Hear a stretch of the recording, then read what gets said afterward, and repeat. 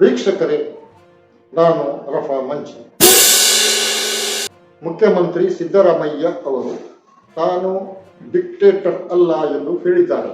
ಜಾತಿ ಜನಗಣತಿ ವರದಿಯನ್ನ ತಂದೆ ತರುತ್ತೇನೆ ಎಂದು ಹೇಳುತ್ತಾ ಸರ್ವಾಧಿಕಾರಕ್ಕೆ ತಾನು ವಿರುದ್ಧ ಎಂದು ಸ್ಪಷ್ಟಪಡಿಸಿದ್ದಾರೆ. ಸರ್ವಾಧಿಕಾರಿ ಯಾರು? ಜಾತಿ ಜನಗಣತಿಯ ಬಗ್ಗೆ ಜನರ ಮಾತುಗಳನ್ನು ಕೇಳದೆ ತಮ್ಮ ವಿಚಾರವನ್ನೇ ಜನರ ಮೇಲೆ ಯಾರು ಹೇರುತ್ತಿದ್ದಾರೆ, ಅವರೇ ಸರ್ವಾಧಿಕಾರಿಗಳು ಎಂದು ಸಿದ್ದರಾಮಯ್ಯ ಅವರು ಹೇಳಿದರು. ಕೆಲವರಿಗೆ ಈ ಮಾತು ಉತ್ಪ್ರೇಕ್ಷೆಯದ್ದಾಗಿ ಕಾಣಬಹುದು. ಸಿದ್ದರಾಮಯ್ಯ ಅವರು ಜನಪರವಾದ ಮುಖ್ಯಮಂತ್ರಿ ಎಂದು ಇವತ್ತು ಜನರೇ ಹೇಳುತ್ತಿದ್ದಾರೆ. ಮುಖ್ಯಮಂತ್ರಿ ಸಿದ್ದರಾಮಯ್ಯ ಅವರು ಹೋದಲ್ಲೆಲ್ಲ ಜಾತಿ ಜನಗಣತಿಯನ್ನ ಜಾರಿ ಮಾಡಿಯೇ ಸಿದ್ಧ ಎನ್ನುವಂತ ಮಾತುಗಳನ್ನು ಹೇಳ್ತಾ ಇದ್ದಾರೆ. ಜಾತ್ಯತೀತ ಪಾರ್ಟಿ ಇಟ್ಟುಕೊಂಡಿರುವ ಕುಮಾರಸ್ವಾಮಿ ಅವರು ಹಿಂದೂಗಳು ಒಟ್ಟಾಗಬೇಕು ಎಂದು ಹೇಳುತ್ತಿದ್ದಾರೆ. ಯಾರ ವಿರುದ್ಧ ಕುಮಾರಸ್ವಾಮಿ ಅವರೇ ಒಟ್ಟಾಗಬೇಕು? ಮುಸ್ಲಿಮರ ವಿರುದ್ಧವ. ಈ ಒಟ್ಟುಗೂಡಿಸುವ ತಂತ್ರವನ್ನು ಕುಮಾರಸ್ವಾಮಿ ಯಾವತ್ತಿನಿಂದ ಶುರು ಮಾಡಿದ್ದು? ನಿಜಕ್ಕೂ ಜನರಿಗೆ, ಅವರ ಆಶೋತ್ತರಗಳಿಗೆ ಸರಿಯಾದ ರೀತಿಯಲ್ಲಿ ಮನ್ನಣೆ ಸಿಗಬೇಕಾದ್ರೆ ಯಾವ ಜಾತಿಗಳಲ್ಲಿ ಯಾರು ಎಷ್ಟೆಷ್ಟು ಇದ್ದಾರೆ, ಎಷ್ಟು ಜನರಿಗೆ ಸರ್ಕಾರಿ ಕೆಲಸ ಸಿಕ್ಕಿದೆ, ಶಿಕ್ಷಣದಲ್ಲಿ ಇತರೆಲ್ಲ ಅನುಕೂಲತೆಯಲ್ಲಿ ಮೀಸಲಾತಿಗಳು ಸಿಕ್ಕಿವೆ ಎನ್ನುವುದು ಆಗ ಗೊತ್ತಾಗುವುದು. ಲೋಕಸಭೆ ಚುನಾವಣೆ ಹತ್ತಿರವಾಗುತ್ತಿದ್ದಂತೆ ಬಿಜೆಪಿ ರಾಜ್ಯವನ್ನು ಕೋಮು ಬೆಂಕಿಯದೆ ಹಾಕಲು ಯತ್ನಿಸ್ತಾ ಇದೆ ಎಂದು ಜನರು ಮಾತಾಡ್ತಾ ಇದ್ದಾರೆ. ಮಂಡ್ಯದ ಕೆರಗೋಡಿನ ಹನುಮಧ್ವಜ ವಿವಾದ ಕೂಡ ಇಂತಹ ಒಂದು ತಂತ್ರದ ಭಾಗವಾಗಿದೆ ಎಂದು ಮಂಡ್ಯದ ಜನರೇ ಹೇಳ್ತಾ ಇದ್ದಾರೆ. ಚುನಾವಣೆ ಹತ್ತಿರ ಬಂದಿರುವುದರಿಂದ ಇಂಥ ವಿವಾದಗಳು ಅವರಿಗೆ ಬೇಕಾಗಿದೆ. ವೋಟುಗಳನ್ನು ಹಿಂದುತ್ವದಡಿಯಲ್ಲಿ ಧ್ರುವೀಕರಿಸಲು ಅತ್ಯಗತ್ಯವಾಗಿದೆ. ಯಾವ ಧ್ವಜಕ್ಕೆ ಅನುಮತಿ ಪಡೆಯಲಾಗಿತ್ತೋ ಅದನ್ನೇ ಹಾರಿಸಬೇಕಾಗಿತ್ತು. ಹಾಗಾಗಿ ಧ್ವಜ ಹಾರಿಸಿದವರು ನಿಯಮವನ್ನು ಉಲ್ಲಂಘಿಸಿದ್ದಾರೆ. ಕನ್ನಡ ಧ್ವಜ ಹಾರಿಸುವ, ರಾಷ್ಟ್ರ ಧ್ವಜವನ್ನು ಹಾರಿಸುವ ನೆಪದಲ್ಲಿ ಹಾರಿಸಿದ್ದು ಮಾತ್ರ ಹನುಮ ಧ್ವಜವನ್ನು. ಅದರ ಹಿಂದೆ ಯಾರಿದ್ದಾರೆ ಎಂದು ಈಗ ಮಂಡ್ಯದವರೇ ಹೇಳ್ತಾ ಇದ್ದಾರೆ. ಬಿಜೆಪಿಯವರಲ್ಲಿ ಚುನಾವಣೆಯಲ್ಲಿ ಜನರ ಮುಂದಿಡಬಹುದಾದಂತಹ ವಿಷಯಗಳೇ ಇಲ್ಲ.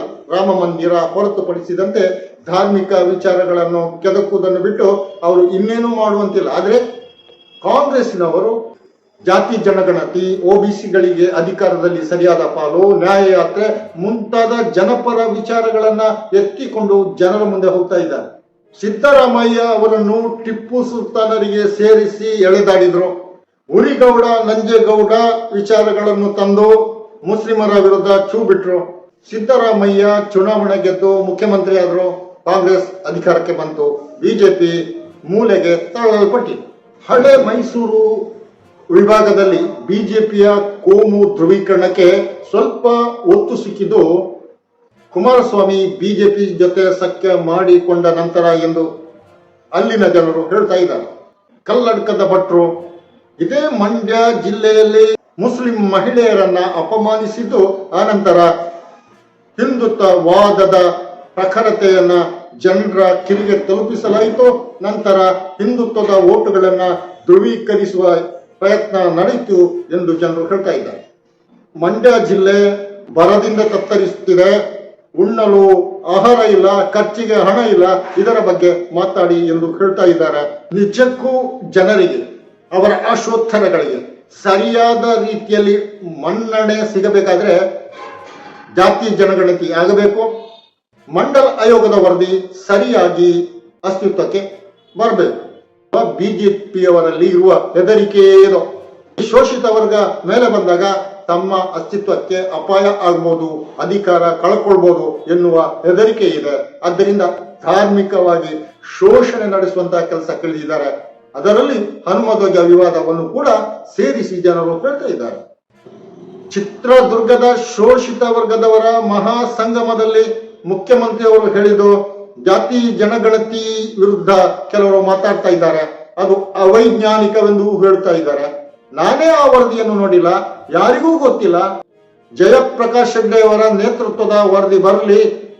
ನಾನು ಡಿಕ್ಟೇಟರ್ಶಿಪ್ ಮಾಡುವವನಲ್ಲ, ನಾನು ಡಿಕ್ಟೇಟರ್ ಅಲ್ಲ, ಡಿಕ್ಟೇಟರ್ಶಿಪ್ ಮಾಡುವವನೂ ಅಲ್ಲ. ಸಂಪುಟದಲ್ಲಿ ಚರ್ಚೆ ಮಾಡಿ ಅದರಲ್ಲೇನಾದರೂ ಹೆಚ್ಚು ಕಮ್ಮಿ ಮಾಡಬೇಕೆಂದಾದ್ರೆ ಮಾಡಿ ಆಮೇಲೆ ಜಾರಿಗೆ ತರುವ ಎನ್ನುವ ಮಾತುಗಳನ್ನಾಡಿದರು. ಕಾಂಗ್ರೆಸ್ನ ಜಾತಿ ಜನಗಣತಿ OBC ನ್ಯಾಯ ಸರ್ವರಿಗೂ ಸಿಗಬೇಕು ಎನ್ನುವ ವಾದಗಳ ಮುಂದೆ ಹನುಮಧ್ವಜ ವಿವಾದವಾಗಲಿ, ಟಿಪ್ಪು ಸುಲ್ತಾನನನ್ನು ಎಳೆಯುತ್ತಿರುವುದಾಗಲಿ, ಉರಿಗೌಡ ನಂಜಗೌಡ ಎನ್ನುವಂತಹ ಕಾಲ್ಪನಿಕ ವ್ಯಕ್ತಿತ್ವವನ್ನ ಪ್ರದರ್ಶಿಸುವುದಾಗಲಿ ಯಶಸ್ಸು ಆಗದು. ಜನರು ನಿರುದ್ಯೋಗದ ವಿರುದ್ಧ ಅವರು ನಿರುದ್ಯೋಗವನ್ನ ಮುಂದಿಟ್ಟು ಕೇಂದ್ರ ಸರ್ಕಾರವನ್ನ ಪ್ರಶ್ನಿಸುತ್ತಿದ್ದಾರೆ. ಬೆಲೆ ಏರಿಕೆಯ ಕುರಿತು ಹೇಳ್ತಾ ಇದ್ದಾರೆ. ಧರ್ಮ ಅವರವರ ಮನೆಯಲ್ಲಿ ಇರಲಿ ಎಂದು ಹೇಳ್ತಾ ಇದ್ದಾರೆ. ಮುಖ್ಯಮಂತ್ರಿ ಸಿದ್ದರಾಮಯ್ಯ ಅವರು ಶೋಷಿತ ವರ್ಗಕ್ಕೆ ಒಂದು ಎಚ್ಚರಿಕೆಯನ್ನು ನೀಡಿದರು. ಶೋಷಿತ ವರ್ಗದ ಕೆಲವರು ಬಿಜೆಪಿ ಸಂಘ ಪರಿವಾರದೊಂದಿಗೆ ಸೇರಿಕೊಂಡು ತಂತ್ರ ಮಾಡ್ತಾ ಇದ್ದಾರೆ, ಎಚ್ಚರವಾಗಿರಿ ಎಂದು ಹೇಳಿದ್ದಾರೆ. ಜಾತಿ ಜನಗಣತಿಗೆ ಬಿಜೆಪಿಯವರು ಎಷ್ಟು ವಿರೋಧ ಇದ್ದಾರೆ ಎನ್ನುವುದಕ್ಕೆ ಬಿಹಾರದಲ್ಲಿ ಉದಾಹರಣೆ ಇದೆ. ನಿತೀಶ್ ಕುಮಾರ್ ಅವರು ಜಾತಿ ಜನಗಣತಿಯನ್ನು ಜಾರಿಗೆ ತರುವುದಕ್ಕಾಗಿ ಬಿಜೆಪಿಯ ಸಖ್ಯವನ್ನು ತೊರೆದು ಮಹಾಗಠಬಂಧನ್ ಸಖ್ಯಕ್ಕೆ ಸೇರಬೇಕಾಯಿತು. ಅಲ್ಲಿ ಜಾತಿ ಜನಗಣತಿಯನ್ನ ಜಾರಿ ಮಾಡಬೇಕಾಯಿತು ಮತ್ತು ಮೀಸಲಾತಿಯನ್ನು ಘೋಷಿಸಬೇಕಾಯಿತು. ಸಿದ್ದರಾಮಯ್ಯ ಅವರು ಜಾತಿ ಜನಗಣತಿಯನ್ನ ಹೇಳುತ್ತಿರುವುದು ಜಾರಿಗೆ ಬರಬಹುದಾ? ಕಾಂಗ್ರೆಸ್ ಅಧಿಕಾರಕ್ಕೆ ಬಂದರೆ ಎಲ್ಲಾ ರಾಜ್ಯಗಳಲ್ಲೂ ಜಾತಿ ಜನಗಣತಿ ಮಾಡಿಸುತ್ತೇವೆ ಎಂದು ಹೇಳುತ್ತಿರುವುದು ನಿಜವಾಗಲು ಸಾಧ್ಯ ಇದೆಯೇ? ವೀಕ್ಷಕರೇ, ನಿಮ್ಮ ಅಭಿಪ್ರಾಯ ಏನು? ಸುದ್ದಿಗೊಂದು ಖುದ್ದು ಕಾರ್ಯಕ್ರಮದಲ್ಲಿ ಈ ಹೊತ್ತಿನ ಚರ್ಚೆ ಇಷ್ಟೇ. ಇನ್ನೊಂದು ಕಾರ್ಯಕ್ರಮದೊಂದಿಗೆ ಇನ್ನೊಮ್ಮೆ ನಿಮ್ಮ ಮುಂದೆ ನಾನು ಅರಫ ಮಂಚಿ. ಜೈ ಭಾರತ್.